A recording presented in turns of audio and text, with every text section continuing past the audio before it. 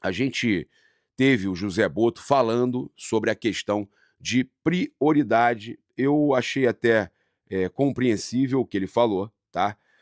Ele falou o seguinte, com relação aí à questão da Copa do Mundo de Clubes, se o Flamengo vai ou não sério, se o Flamengo vai poupar e tudo mais. Ele falou: ó, prioridade é o brasileiro e a Libertadores.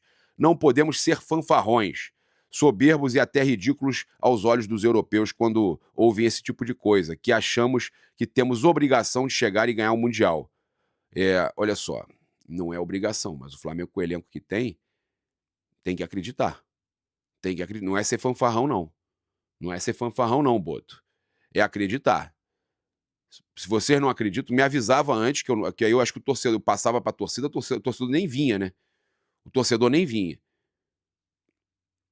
Aí ele fala aqui, outra coisa é irmos e vamos para competir, para jogar sabendo da dificuldade de competir com as equipes europeias.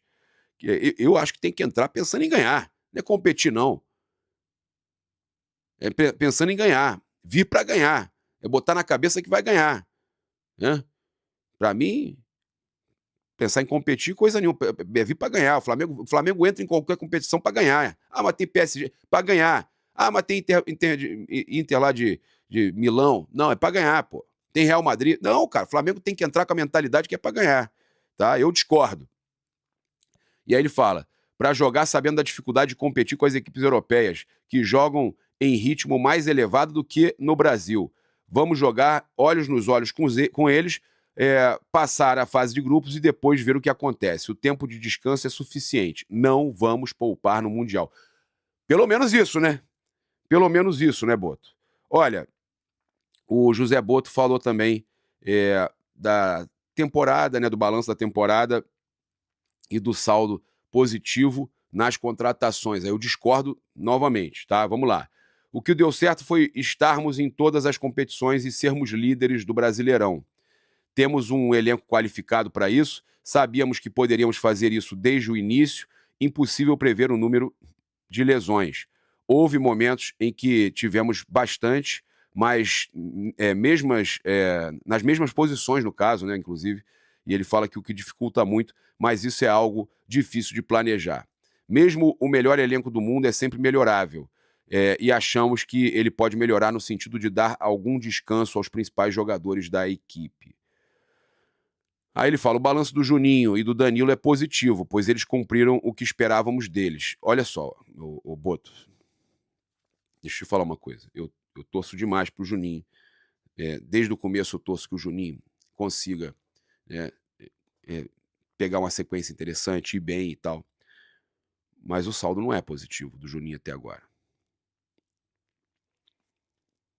Tá longe. Tá longe de ser um saldo positivo. Não vem contar historinha pra gente, não, e achar que a gente vai achar bonitinho, que não vai, entendeu? Uma coisa é você falar do Danilo. Danilo, pô, realmente chegou, cara, briga por titularidade, monstruoso. Agora, você não pode pegar e achar que você vai falar do Juninho e eu vou bater palma e achar que você tá certo. Tá? O Juninho, eu sempre falei que eu acho que tem potencial, mas ele não se encontrou ainda no Flamengo. Isso é uma questão de crítica construtiva, ele não se encontrou. Agora, se você passa pano, né, e tá achando bacana dizer que as contratações foram extremamente positivas e citar o Juninho, não, aí não. Me desculpa, mas aí eu não tenho como concordar, tá? E aí ele fala que no último jogo ele mostrou porque é o Danilo, aí Danilo tudo bem. Aí ele fala: Juninho veio para ser o segundo avançado, atrás do Bruno Henrique, enquanto o Pedro não voltava. Cumpriu bem, discordo. Está em adaptação e é uma realidade diferente do que vivenciou em sua carreira. Isso leva mais tempo. O perfil, isso não, aí ok, não estou falando que não vai adaptar, mas dizer que até o momento cumpriu, não cumpriu, não cumpriu o que o Flamengo esperava. Não adianta tentar botar isso como uma realidade. Pode, depois pode, e acredito que, se Deus quiser, vai acontecer. Mas, por exemplo, a gente ficou esperando também o Carlinhos, que está lá no Vitória, e foi embora e não conseguiu cumprir. Tá? Então não há garantia nenhuma. O perfil visado agora é de jogadores que possam servir ao Flamengo com qualidade técnica, mas realmente a parte física é muito importante no futebol hoje em dia. Jogadores mais jovens aguentam mais, tá? Então, ele ele falando aí sobre, fazendo aí uma análise das contratações. Eu sinceramente, tá, discordo dessa análise dele de que tudo foi mil maravilhas, assim como eu discordo também da contratação do Alcaraz, mas não por falta de qualidade do Alcaraz, mas por você não avaliar na hora de contratar o perfil de um jogador que chega ao Flamengo e o Felipe Luiz, inclusive, não utiliza da forma que tem que utilizar e libera o jogador.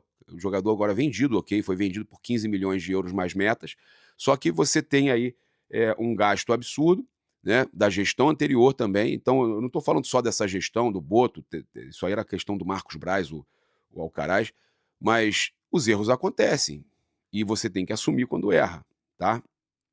Olha só, então o José Boto falando aí sobre essas vontades que o Flamengo tem no mercado, né? O Flamengo conta hoje com os pontas Everton Cebolinha, Gonzalo Plata, Michael, Luiz Araújo e Bruno Henrique. O Bruno Henrique, a gente vai falar aqui, tem um problema sério, né? Ele disse o seguinte: as prioridades são um meia que permita ao Arrascaeta ter mais descanso e um ponta, né, também, ele quer um ponta também, não porque os pontas que temos não tenham entregado nessa fase, mas porque achamos que para o elenco ser melhor precisamos de um ponta com outras características. Depois pode haver aí reposições caso os jogadores saiam, mas até o momento não temos ofertas, isso não preocupa, pois temos jogadores mapeados para todas as posições. Então, isso é uma declaração que ele já tinha, inclusive, falado com relação à questão da contratação de meia, de ponta e tudo mais. E ele deu essa entrevista aí ao jornal O Globo.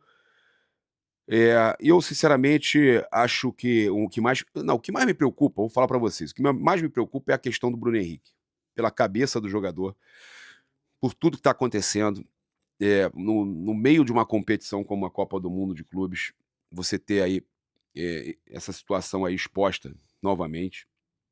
A gente teve uma matéria aí do Globo Esporte, matéria dessa madrugada. Defesa do Bruno Henrique, do Flamengo, tenta a derrubada de uma fiança de 2 milhões de reais. Advogados do atacante alegam que a conduta prévia do jogador, somada ao fato do vínculo empregatício formal com o clube, impedem uma eventual fuga, tá?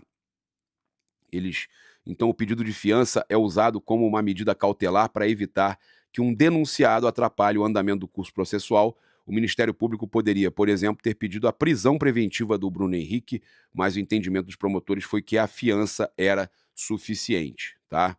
Então, é como se fosse um depósito de segurança.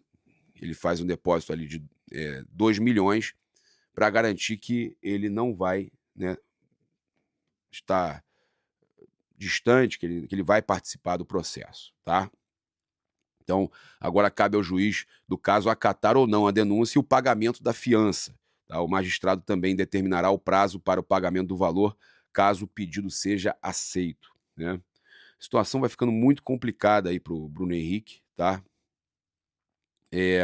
A defesa do jogador se posiciona da seguinte forma: o calendário de partidas nacionais e internacionais é divulgado com antecedência, sendo fácil, inclusive, o acompanhamento online e em tempo real do local em que o clube e, por conseguinte, o requerido estarão, fator que potencializa a vigilância sobre a sua pessoa. Então, eles estão alegando que o calendário onde o Flamengo vai jogar fora do Brasil e tudo mais, tudo isso é do conhecimento público, né? E que não há motivo para pensarem que ele vai fugir, tá? Então, isso aí também já deve ser um reflexo do Flamengo estar na Copa do Mundo de Clubes e eles pensarem: olha, ele teria que se apresentar à justiça se fosse convocado, mas ele está lá nos Estados Unidos. Ou ele vai viajar também para disputar Libertadores e tudo mais. Então, Libertadores é com o Inter no Brasil, mas o Flamengo pode eventualmente ter partidas aí na Argentina, por exemplo, nas quartas. Então, isso aí é uma medida de proteção da justiça que realmente eu entendo que não faz muito sentido, que o cara não vai fugir. Mas a situação é essa.